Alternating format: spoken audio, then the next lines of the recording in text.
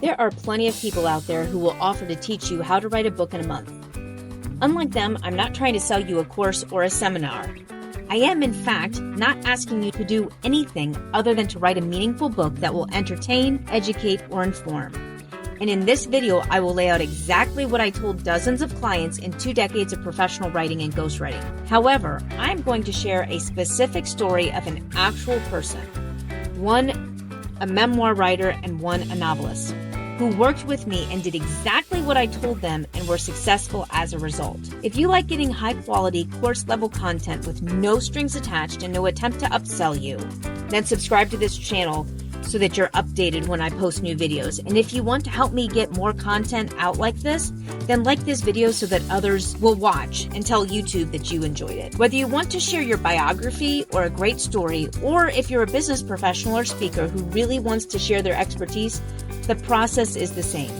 I'm going to do this by sharing the story of how I helped an actual client do this 12 years ago. I've changed this person's name. I'm going to call him Greg in this video. And I have changed the topic of their book, but this is a real person who sold hundreds of books and did numerous speaking events in the first couple months of its release. I am also sharing it because he is one of the few clients that I ghosted for who actually did exactly what I told him to do, and he was very successful because of it. I'm hoping you will enjoy that same level of success. I started talking about him in a previous video, but in this one, I'll lay out step by step the process and how to do it with your book. Number 1, decide why you are writing this book. You need a key lesson. You need to know what is in it for them. For example, my guiding question in this video is to show you exactly what to do to write a book in 30 days. Any information outside of that, no matter how helpful or interesting, needs to be left out. So, in Greg's case, it was a super interesting story about almost dying. The kind of story that you hear and go, wow, you should write a book. The problem is, many of these books get written and never sell. Nothing happens. In his case, I told him as much, and then I said, Greg, what lesson from your story will the reader be able to apply to their life when they put your book down? At first, he was really upset that I would even ask this.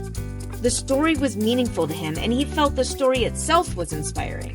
Actually, it was, but there are lots of inspiring stories. Why did I need to read his book? He actually didn't have an answer and said he would think about it. Maybe we were not a good fit if I couldn't see the power of his story. But see, I did see the power of his story. It was a lesson right in front of him. But if he wasn't clear on that message, the book would suffer. He would want to include every cool detail and he would lose the reader. A few days later, he called back. He had thought about my question and even talked to his wife. After the emotion was gone, he realized that I was the perfect person to write with him because no one else had made him stop and think about what was needed to make the story great. If you'd like a video on how to really hone in on your theme, then let me know in the comments below. If there's enough interest, I'll do a video on that. So my client said that the lesson he really wanted to convey was the power of holding on just a little bit longer and the importance of supporting caregivers of people who are ill. He wanted to honor all that his family had done to support him in that battle. With those 2 themes in mind, he began questions. That brings us to the second thing. Write out a list of questions that you would ask a hero, an idol, a mentor who had successfully done this thing.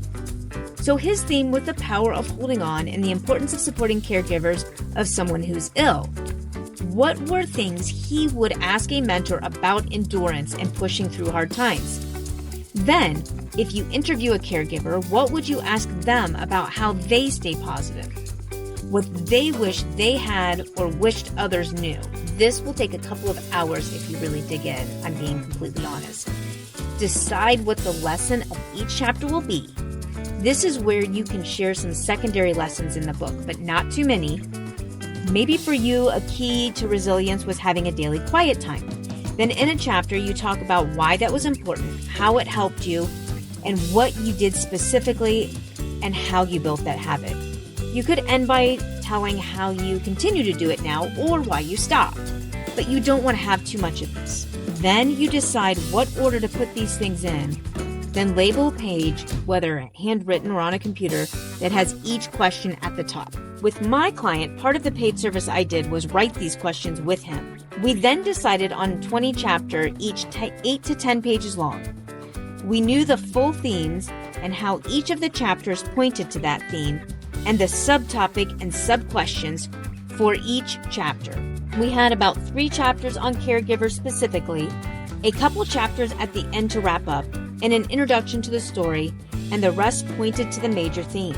Figure out a story or part of your story that really illustrates the quality covered in that particular chapter, and then write that down. This was about 2 or 3 days of work. We scheduled 10 different days for him to sit down with a recorder and record each question and record the answer.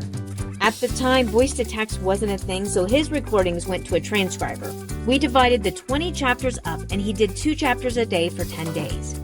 He then put those recordings in a file that was transcribed. Now you can simply answer individual questions throughout the day in any order by using voice to text and pasting them in the text underneath the question if you want to. That would save you a lot of time and might help you to feel more relaxed. All right, let me know what you think of the process so far. I think most of you feel relieved that this is actually this easy.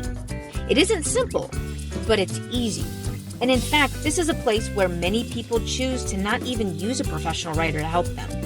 However, this next step is the place I recommend anyone who is not a professional writer or developmental editor or someone who doesn't want to work to develop that skill, pass the project off to a professional who can work to edit the writing at this point once you've done the recordings.